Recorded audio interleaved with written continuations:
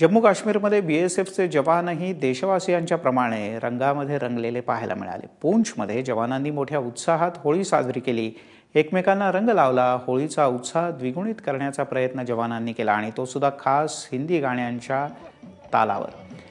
यावेळेला जवानांनी तमाम नागरिकांना, देशवासियांना होळीच्या अनेक शुभेच्छाही दिल्या।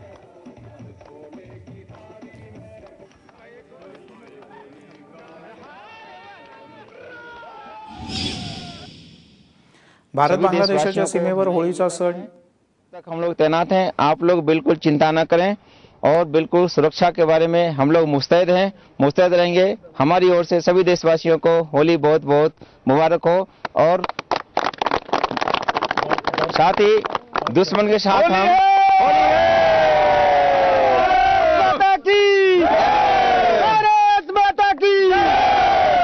हम दुश्मन को मुंह तोड़ जवाब देने के लिए भी तैयार हैं और साथ में होली मनाने के लिए भी तैयार हैं। होली है।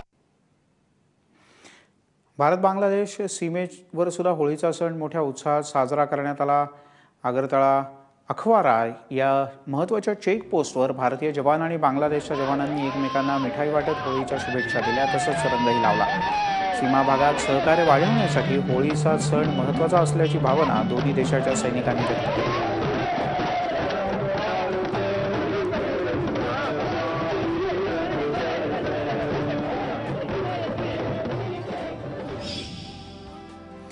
पाकिस्तानच्या कराचीत सुद्धा मोठ्या उत्साहानं होळी साजरी केली गेली। कराचीमध्ये असलेल्या स्वामीनारायण मंदिराच्या परिसरात हा सण साजरा झाला। यावेळेला पाकिस्तानातील हिंदूंसोबतच मुस्लिम बांधवांनी सुद्धा सहभाग घेऊन रंगांची उधळण केली।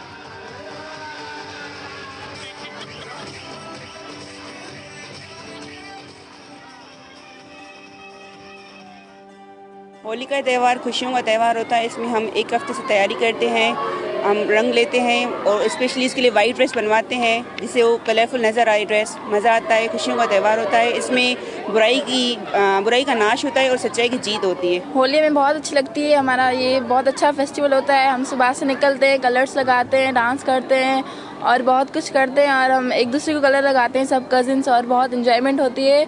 एंड मुझे ये फेस्टिवल बहुत अच्छा लगता है। तिकडे गुजरातच्या सूरतमध्ये जळणाऱ्या होळीवर अनवाणी चालवून लोकांनी होळी साजरी केली। सूरतच्या ओलपाडमधील सरस या गावातली ही दृश्य आहेत। या गावामध्ये होळी पेटवली जाते आणि त्यानंतर होळीतील जळत्या निखाऱ्यांवर गावातील लोक चालतात। आश्चर्याची गोष्ट म्हणजे जळत्या निखाऱ्यांवर चालून सुद्धा कोणालाही इजा होत नसल्याचा दावा इथले लोक करतात।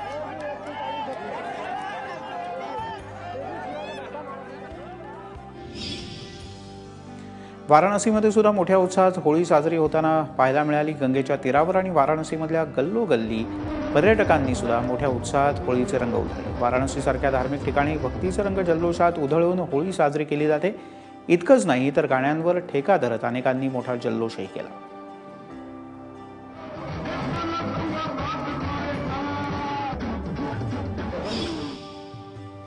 कानपूरमध्ये फुलांच्या माध्यमातून रंगांची उधळण करण्यात आली। त्या प्रसिद्ध आनंदेश्वर मंदिरामध्ये अक्षरशः फुलाच्या उधळणीनं आणि गुलालानं सगळेजण न्हाऊन निघाले। या मंदिरामध्ये महादेवाची आराधना करून शिवतांडवाचं आयोजन करण्यात आलं होतं। असंख्य नागरिकांनी यावेळेला मंदिर परिसरात हजेरी लावली आणि उत्साहात होळी साजरी केली।